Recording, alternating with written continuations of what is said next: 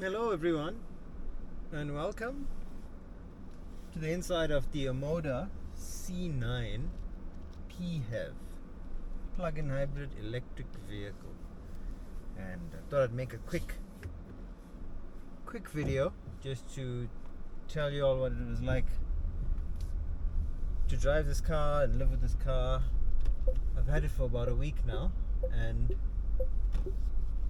it's been going fantastically well.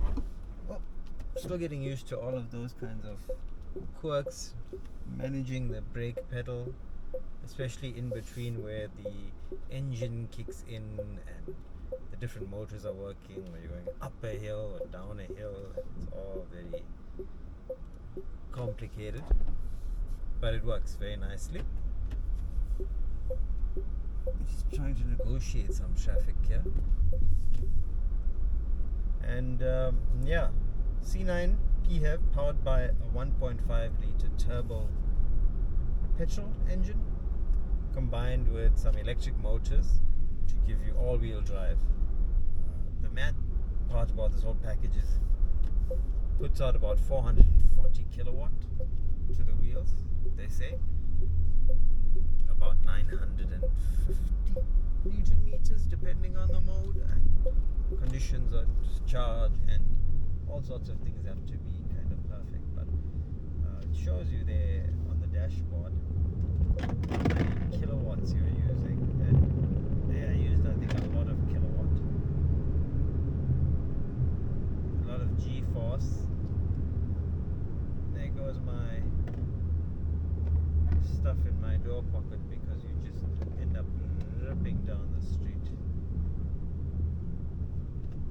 But that's what the engine, electric, battery, all-wheel drive kind of gets you now. You get this crazy, speedy, luxurious cars for relatively affordable prices. I'm not saying this car is cheap. It's like $1 million. It's 999.90. But if you had to buy something, anything close to this that was from Germany or Japan or any of those countries where they've been making cars for a long time, you'll pay 2 to 3 times the amount for a car like this. And it's shocking.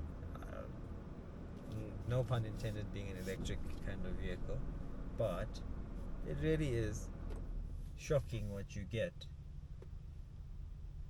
in terms of car for value for money here.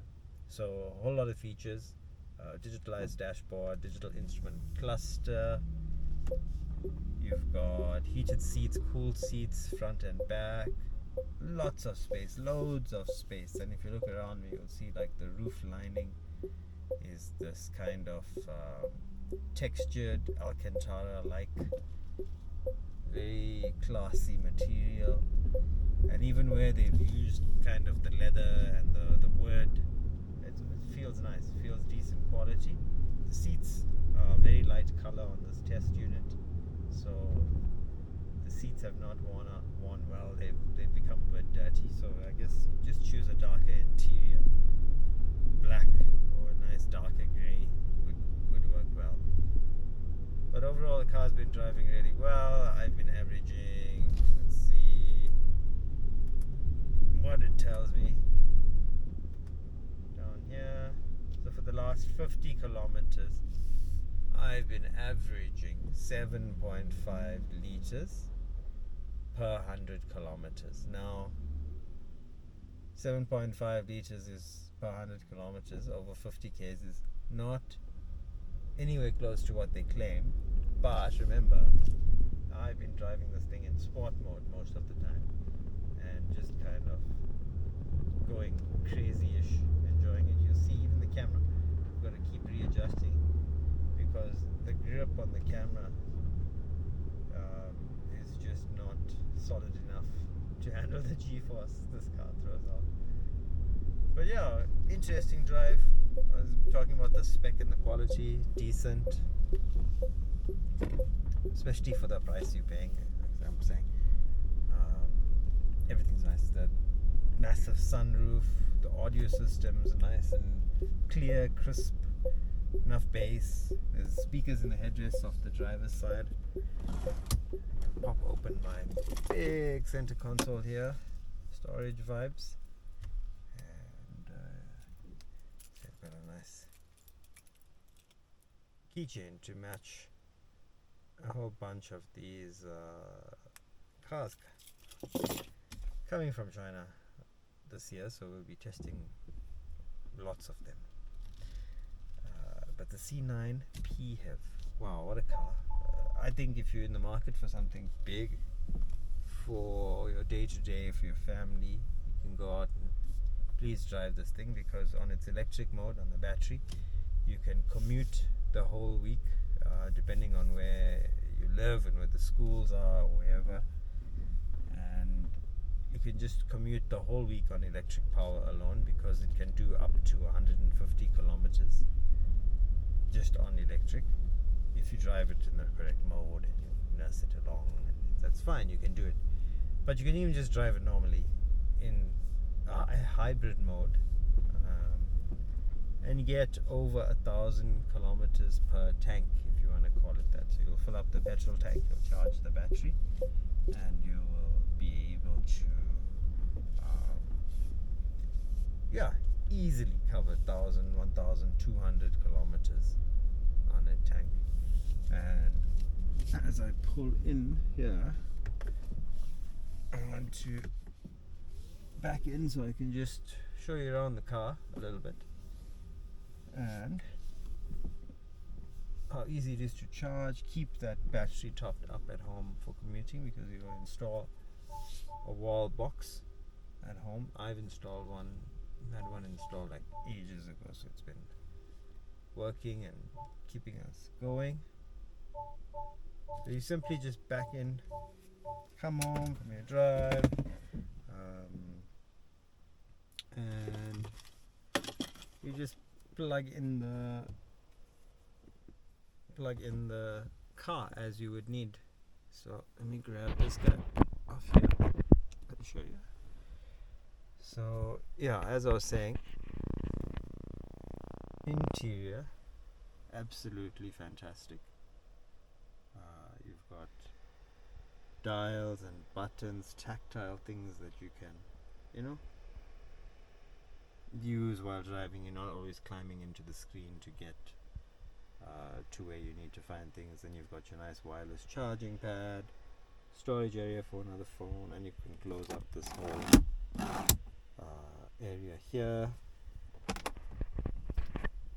Big, cooled as well. You can adjust the seats, quick and easy and convenient, and you can see enough space at the back for seats for the kids.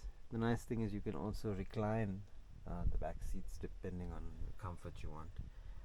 But yeah, ambient lighting, very cool speakers. Those pop-ups remind me of what Audi used to do in their fancy audio systems. But you've got a really nice expansive selection of features and all sorts of things. Yeah, very hard to fault the way this thing has been spec'd and appointed and all of that. But let's jump out quickly, because I want to show you. Before that, you'll see this is how you open the door. You just push that button, or you can lift this flap, and the door kind of pops open. Mobile devices remain in the vehicle. So it knows, but it also knows that I am going to charge. So you can just take it off, and the nice thing is it takes DC as well. So if you're doing long distances and using a high-speed charger, you can just pull off the bottom flap and use a DC charging system. But I just traditionally just use the normal AC one at home. I've been charging it. I've used 27 kilowatts of power essentially the entire week, to get around in the C9. But yeah, I've charged it not even every day. I've been charging every 2 days, every 3 days, depending on how far and how fast I've been driving. I'm not condoning speeding or anything out here, but that's the car. In nicely style. I get closer, maybe you'll see some of the detail, the grill, the lights.